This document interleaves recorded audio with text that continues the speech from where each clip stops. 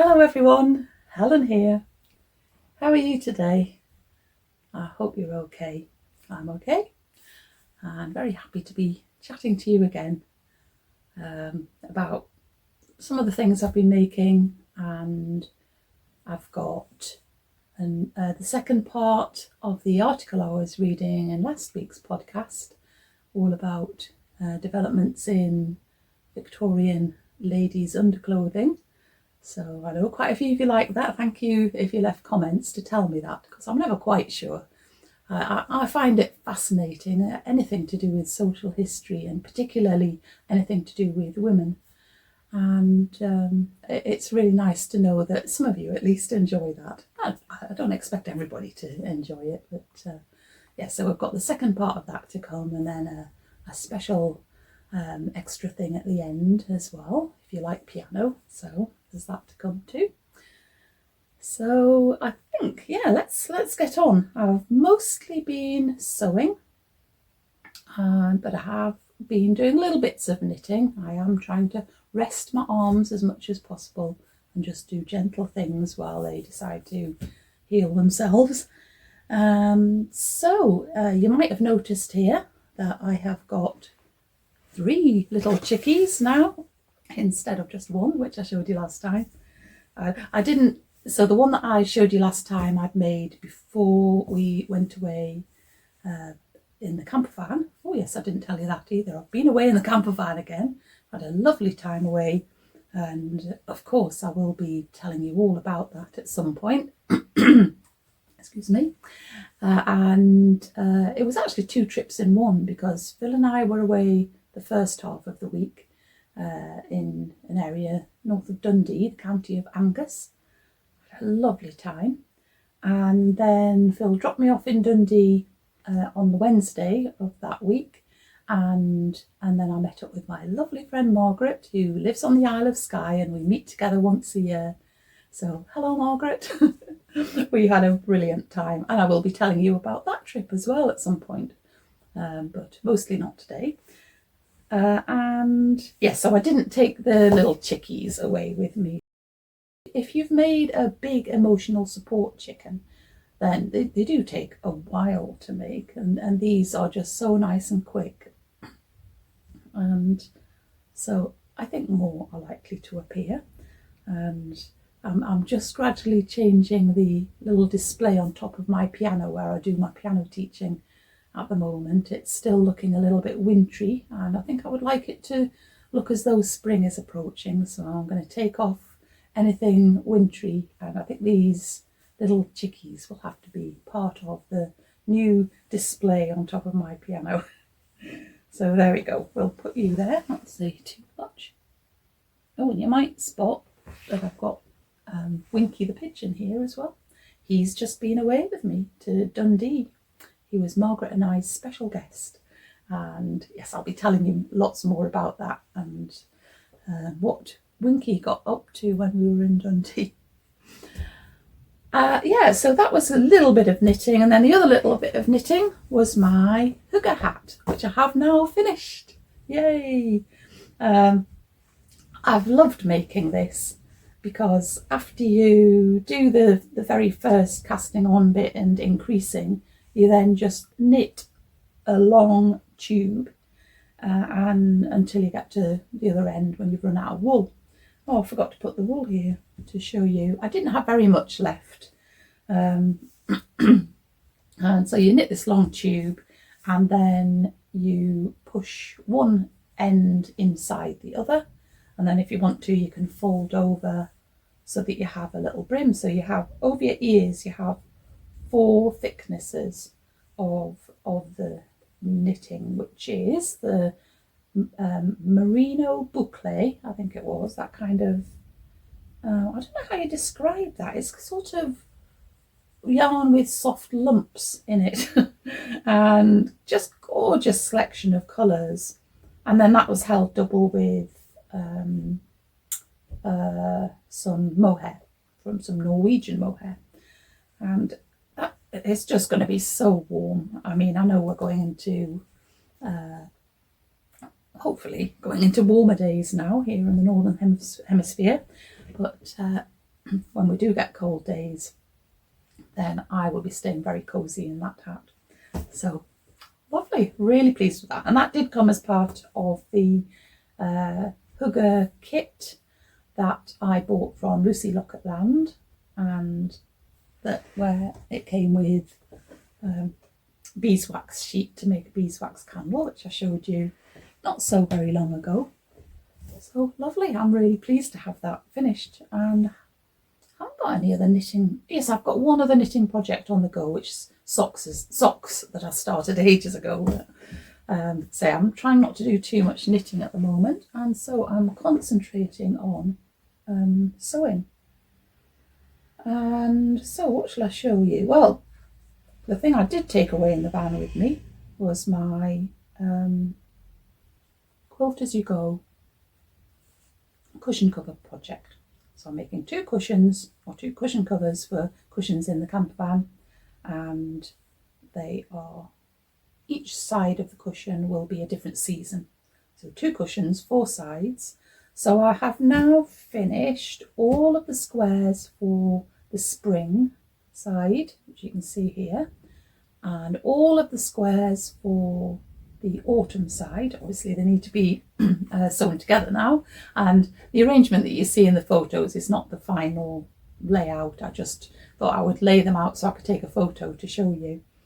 And so I've made a start on the summer themed ones, and a little thank you to Angela, who watches my podcast, who sent me a few bits of her fabric that I might want to use. So there were some that were nice and summery and some that were Christmassy. So thank you. That was lovely to have those extra things to include, because I had enough autumn and I had enough spring bits of fabric, but I didn't really have so much in the way of summer ones, and it was nice to have some extra Christmas ones as well. So that's going along well. I haven't decided whether to start sewing the squares together of the ones that I've finished yet, or whether just to wait until I've done all 4 seasons and then start sewing them all together. I'll see. So that's that. And then I decided that I would like to make, I'd like to practice, should I say, doing some embroidery and make a box bag, and do it all hand sewn, that I saw the lovely Lilly from Lilly and the Bee podcast. She's done a video which is a tutorial of how to make this box bag, and as soon as I saw it I thought, yeah, that would be great, that would be very useful actually. I'd like to have a bag that's more box, has got a bigger square base to it. That would be really useful for actually when I've got all of my piles of these Quilt-as-you-go squares. They'll be able to lay out rather than being up on end and then they start to fold over and things. Anyway, so the way that Lilly did her box bag, she decorated each of the 4 sides with a little English paper pieced, what do you call it? A flower, is it, when you make the hexagons around? So I thought I'd like to have a go at that. I haven't done it before, and I would like to put a bit of embroidery in the middle. And I really would like to get better at embroidery. I'm not very good at embroidery, really. I'm not. I have very basic skills. So I thought I'd start with the embroidery. And a while ago, I bought a lovely book that I'd seen Penny from Penelope's Chinwag podcast. I saw her showing this book, and I thought, oh, that looks really lovely. I loved lots of the pictures in it. I thought that, yeah. So I bought that and then decided to choose 4 of the pictures from there. Then I had to find out from Penny how I actually got the pictures from the book onto my fabric that I wanted to embroider on, and it turned out that I needed something called magic paper.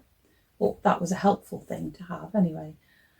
And then, because when I started doing it, it was nighttime, it was dark, so I couldn't hold the book and things up to the window, and so I came up with a kind of make do light box.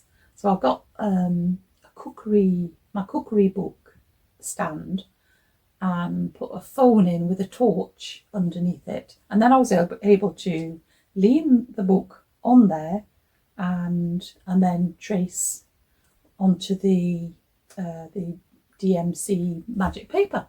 That worked perfectly. I mean, it wouldn't be good for anything bigger because obviously it was a bit of a concentrated torchlight from the phone, but it worked perfectly for what I needed. So I did that, and then I made a start on my embroidering, and I concluded that probably if you're a beginner embroiderer, it's probably best not to start with little miniature things.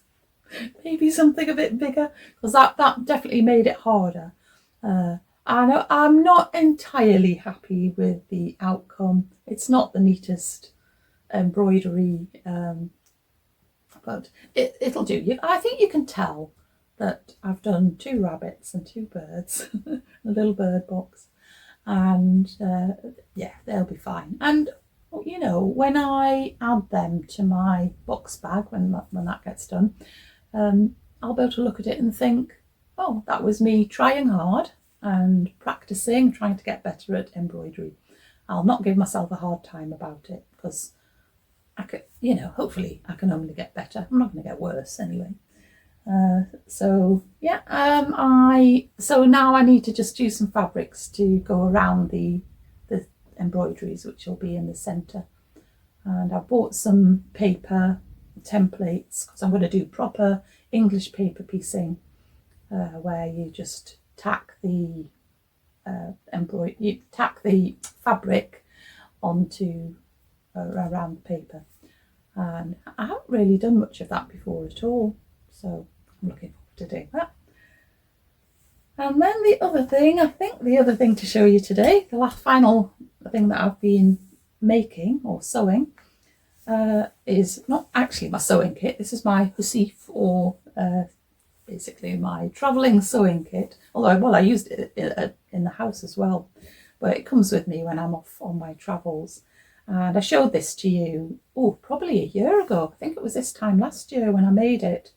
I'd seen Marion from Marion's World making one of these, and thought, yes, that's just what I need. I didn't have anything really that was for travelling with. But when I made it, I put a few pages in it, and I knew that I probably would add to it as I went along. And recently I decided that I did need to put some extra things into it. So I've made a little video to show you inside. So some of you will have seen the whole thing before, but I'm not spending too much time on how I made it and, you know, the things I've told you about before, but focusing on the things that I added in. So just a quick look at the outside. I did this as a slow stitching project, just using an assortment of fabrics, bits and bobs that I had, and I just had fun really doing lots of stitching around the place, particularly like French knots, so there's quite a few of them on there, and I did my initial for my name there. And I found a beautiful button in my collection, and this here was a bit of felt that I actually made myself. So none of this is new. So I have a place for these little clips, a pencil and a quick unpick or seam ripper. I have a magnetic needle keeper here, and in here I have my pin holder that I made, and I have a tape measure in there as well, and a popper on there. In here, at the moment, I just have some needles, yarn needles. Now here, on this page here, I just had all of my pins and needles put in, but one, they didn't show up all that well on this beautiful handmade felt that I've got here with sort of natural materials in it. And the other thing, it was always a bit tricky with it being a big page, so I decided I wanted some smaller tabs for the needles. So this is a new page, and so you can see now I've got this flappy bit, it's got pins in it. Found some nice gold edging to add on to it. This is just decorative. I just found this amongst a few bits of lace and things. This sort of frayed ribbon flower. I have another needle keeper here because I saw that and couldn't resist him. I've got some, so I've got my safety pins around there, and then I've got some sewing needles on those two flappy things, and it really is much easier to put them in and out of there. These things I already had a place for a reel of thread and a fabric pen there, and most of this is new. I haven't shown you this before. This one I had before, and in here I've got some embroidery thread and some shirring elastic there.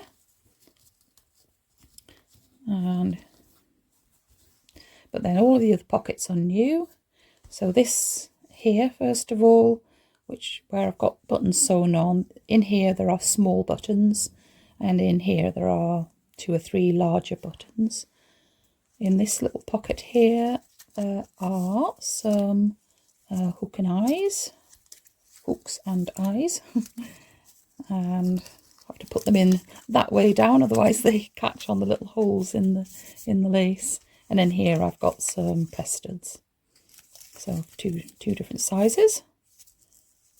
And then in here I've put this pocket here just to put embroidery thread that I might be using and is part used, so I just sort of wind it up neatly and put it into there. So there's a mishmash of colours. So if I have this and I'm doing some embroidery, then I will just take the whole lot out and sort through.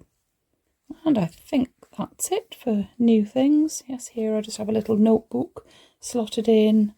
In here is a thimble, and in here are some 2 different kinds of needle threaders. In here is my travelling pin cushion, so it's just stuffed, some wadding actually with some felt on top. I do find that useful actually. And then finally in here are my scissors. So there we are. I am really happy with this, with its extra little pockets and places for keeping things, and I've just used this so much since I made it. Absolutely love it. I just love holding it. I could just sit and hug it because it's so nice. Okay, right. I think now I am going to read to you the second and final part of the article that was in my Girls' Own Annual from 1887 to 88. So I read the first part last time, all about Victorian ladies' underclothing, and I'm going to read you the second part now. And I apologise that sometimes the text that I show up isn't properly in focus. It's really hard, I found, to photograph the sections of text because it's such a huge thick book. I haven't got it here to show you, but the pages are kind of rounded like that, so I'm kind of holding my phone trying to get, as much as I can in focus, but hopefully you can read it and you can hear me anyway, so enjoy listening to part 2 of Ladies' Underclothing.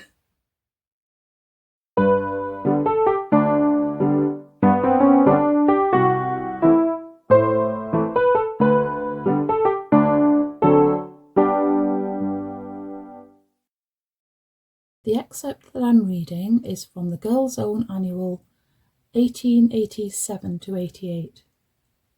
And this is the second part of an article on Reform in Underclothing by the Lady Dressmaker. The next garment that the Dress Reform Committee approve of is called the chemelette, now very generally known and sold in England under the name of the combination garment, chemise and drawers combined. This is to be the second garment worn. The emancipation suit is a variation of the chemelette or combination, It consists of a bodice made separate with drawers to button on, a basque bodice and drawers, in fact, the bodice to take the place of stays. It can also be arranged to support skirts and stockings from the shoulder and may be made of cotton, linen or woolen. To make it, about 5 yards of 36 inches of material is required, and it can be made either in one piece or separately as preferred. It can be lined and made sufficiently warm to take the place of all other garments. The emancipation bodice shows the bodice made up without the drawers, usually attached to it, and with buttons for fastening on the skirts or drawers. The dress drawers are intended to be worn in place of the underskirt for extra warmth in riding or walking and during extreme cold in and out of doors. This article is made of coloured flannel, waterproof, or of the dress material as may be preferred, made to fit the ankle closely inside the boot, or with gaiters to go over the boot, and to fasten by buttons arranged for the purpose on the bodice. Very similar garments have been long worn by ladies for riding and mountaineering. A new magazine published in New York called Dress is conducted by Mrs. A.J. Miller. It assumes to become an authority on the subject of healthful, beautiful clothing for women and children. While repudiating the title of dress reformers, the leaders of the New York Association evidently advocate, as strongly as does Lady Harberton, equal distribution in the weight of garments. On the other hand, the Jenness Miller system of dress allows the skirt of the gown or outer garment to be undivided, lets the bodice be moulded more closely to the figure, and likewise admits of concessions in the matter of ornamentation. The promoters of the association supply no less than 5 different articles of clothing, to each of which is given a name so suggestive as to be in itself a description. The jersey-fitting garment worn next to the body is woven either in wool or silk, so as to completely cover every portion of it save the throat, hands and feet. Over this is donned a combination cotton or linen garment known as the chemelette. This, by means of seams, fits the body smoothly but without pressure, and presents waist and drawers in one piece, free from band and binding. It is, moreover, finished both at the neck and ankles with embroidery, lace and ribbon. Next come the leglets, a divided garment designed to clothe each leg separately, to supersede the petticoat, and to be made in either silk, wool or cotton. Leglets are mounted on a yoke which fits perfectly over the hips, and obviates the necessity of band pressure or weight upon the waist. The final garment, to which is given the name of gown form, bears close affinity to a robe princesse, and, while having the upper portion shaped to the figure, is devoid of much fullness in the skirt. Upon this outline, dresses of various styles of drapery and trimming can be adapted.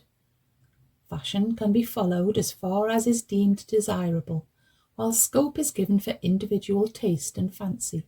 A support which is in fact a compromise between a bodice and a corset, but without the objectionable features attributed to the latter, provides for those women whose physical development exceeds the limits of popular taste. The use of this is only advocated until such time as the coming generation be educated to an appreciation of the beauty of fine, massive proportions and general shapeliness.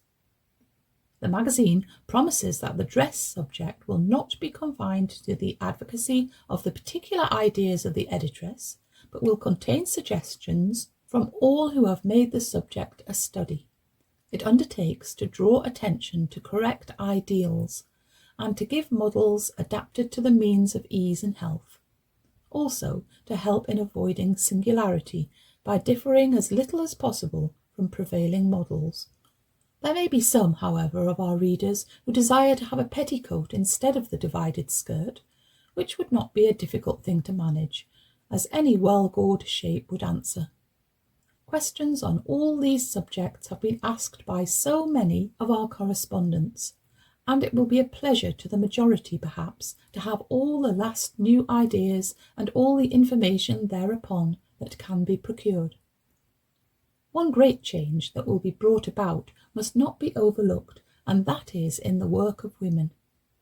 Plain needlework, as applied to underclothing, will be much circumscribed in extent, and with the extinction of the chemise and drawers, the demand for fine embroideries and trimmings will also be reduced. But perhaps the greatest change of all will be in the direction of the much abused and long-suffering washerwoman.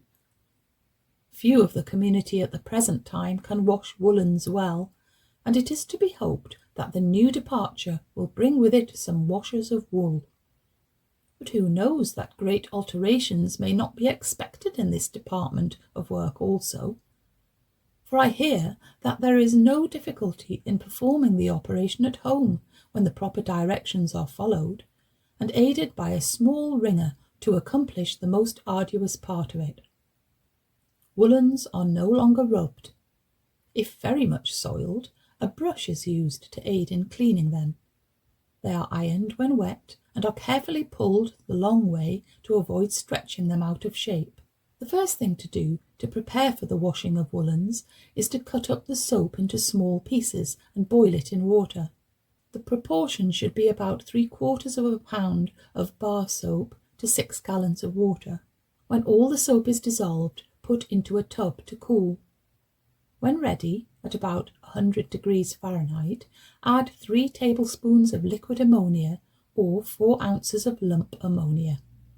Soak the clothes for an hour, rinse twice in clean water of the same temperature as at the first washing, removing all the soap. Wring out thoroughly. Cover the clothes up when soaking and hang them out to dry lengthwise. But when the inner garment is always of wool, many ladies will feel it unnecessary to wear also woolen combinations, so coloured silk, cotton, batiste and linen will all be available for the purpose of making this combination, as we in England call it, instead of the American name of chemelette. In this case, trimmings of all and any kind will be available for the neck, sleeves and legs, and the garment may be beautified to any extent. Some ladies have used it for the winter, made of wincey, with a cotton lining, and consider it comfortable and useful. The idea of the gown form, or princess robe, which may be used as the invariable foundation of all the dresses required, is a very excellent one, especially for working women. In these days, this is really what the highest fashion itself has arrived at, i.e., that the foundation is really the skirt, the draping being added. Any style of draping may be thus adapted to the same foundation, and the wearer of the gown form may follow the fashion of the moment as nearly as she likes. A good pattern of a princess gown is really the question, and in these days of good and reliable paper patterns that is not difficult to find. And the princess, like the polonaise, when well cut, will prove becoming and suitable to everyone.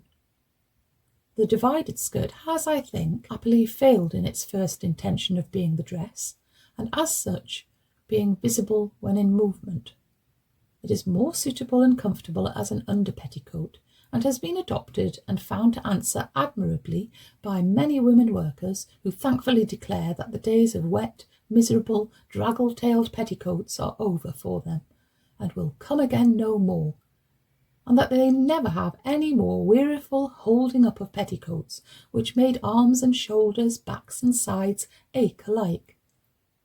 How delightful to think that the days of the little health of women, as a well-known writer entitled her article in the 19th Century magazine, are nearly over, at least so far as dress is concerned. Of all the women I have seen for years, not a quarter of them were well and warmly clad or sufficiently covered to resist the damp and searching cold of an English winter.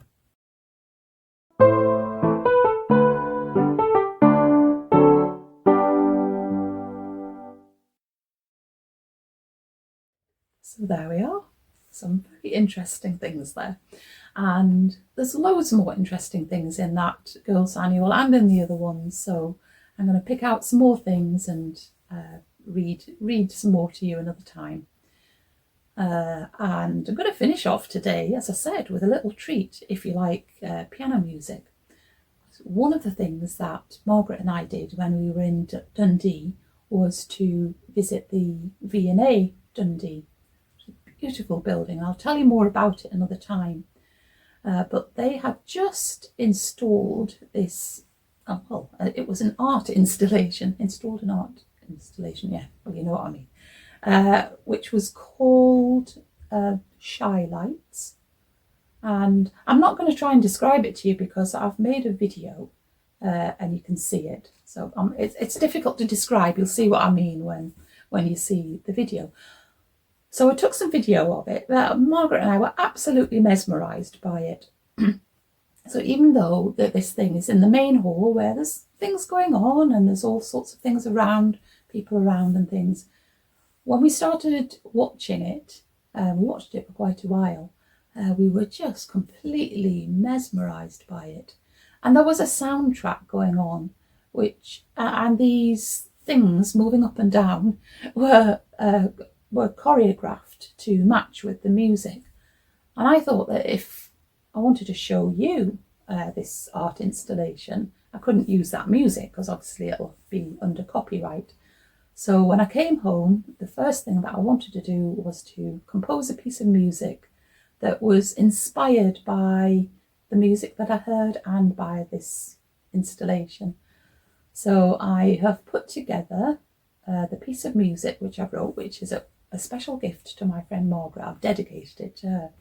And so I've tried to match my music with the video that I had, just to give you a little idea of what it was like. So I hope you're going to find it relaxing and just enjoy, or maybe even being entranced by this interesting installation.